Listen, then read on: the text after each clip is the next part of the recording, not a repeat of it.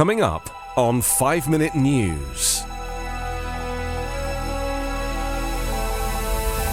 Former Soviet leader Mikhail Gorbachev, dead at 91. Biden calls out MAGA Republicans for attack on FBI. And historic climate bill to slash emissions in half by end of decade. It's Wednesday, August 31. I'm Anthony Davis.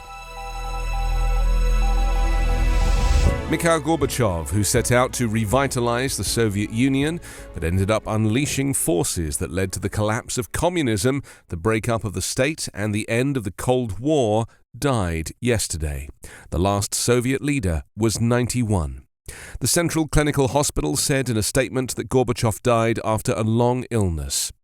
Kremlin spokesman Dmitry Peskov said in a statement carried by Russian news agencies that Russian President Vladimir Putin offered deep condolences over Gorbachev's death and would send an official telegram to Gorbachev's family this morning. Though in power for less than 7 years, Gorbachev unleashed a breathtaking series of changes, but they quickly overtook him and resulted in the collapse of the authoritarian Soviet state, the freeing of Eastern European nations from Russian domination, and the end of decades of East-West nuclear confrontation. By the end of his rule, he was powerless to halt the whirlwind he had sown, yet Gorbachev may have had a greater impact on the second half of the 20th century than any other political figure.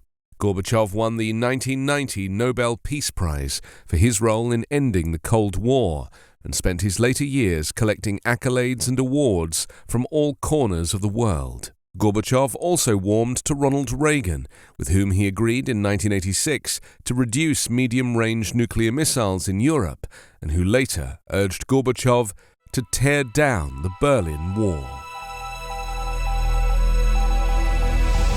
President Joe Biden on Tuesday rallied against the MAGA Republicans in Congress, who have refused to condemn the January 6 assault on the U.S. Capitol and are now targeting the FBI, as he portrayed Democrats as the true pro-law enforcement party ahead of the November midterms.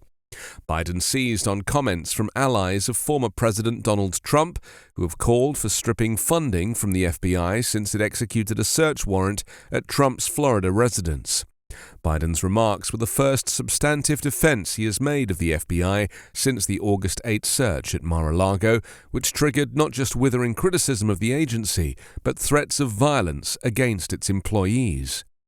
It's sickening to see the new attacks on the FBI, threatening the life of law enforcement and their families for simply carrying out the law and doing their job, Biden said before a crowd of more than 500 at Wilkes University in Pennsylvania. It was a notably different tack for Biden, who has steered clear of extensively commenting on any element of the Justice Department's investigation since federal agents conducted the search at Trump's estate. Biden also appeared to call out, without naming him, recent comments from Senator Lindsey Graham, who warned of riots in the streets should Trump ultimately face prosecution. Meanwhile, former President Trump's social media platform Truth Social has not yet been approved for distribution on the Google Play Store due to insufficient content moderation. Google said it has expressed concerns to Truth Social about violations of its Play Store policies, prohibiting content like physical threats and incitement to violence.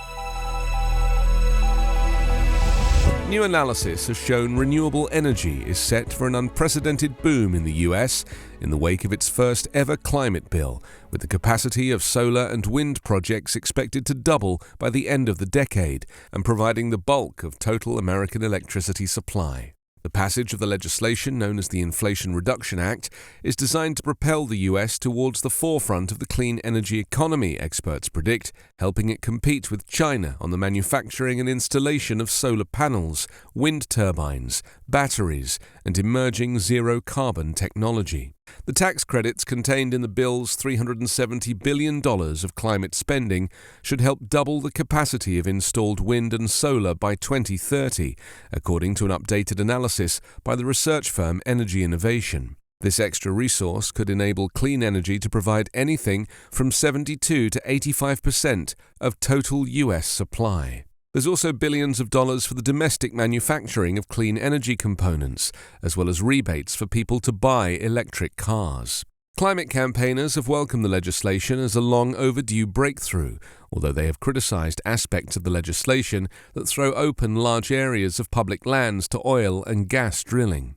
The concessions to fossil fuels were born from a compromise struck with Joe Manchin, the conservative Democrat and key swing Senate vote, who has received more money in donations from the oil and gas industry than any other senator. Still, even with the extra land and waters given over to drilling, several different analysts have forecast that the US should cut its planet heating emissions by about 40% by the end of this decade, boosting the global effort to stave off disastrous climate change.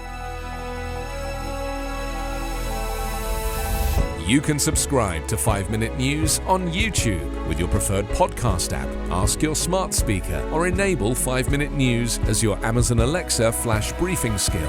Subscribe, rate and review online at 5minute.news. 5 Minute News is an Evergreen podcast covering politics, inequality, health and climate, delivering independent, unbiased and essential world news daily.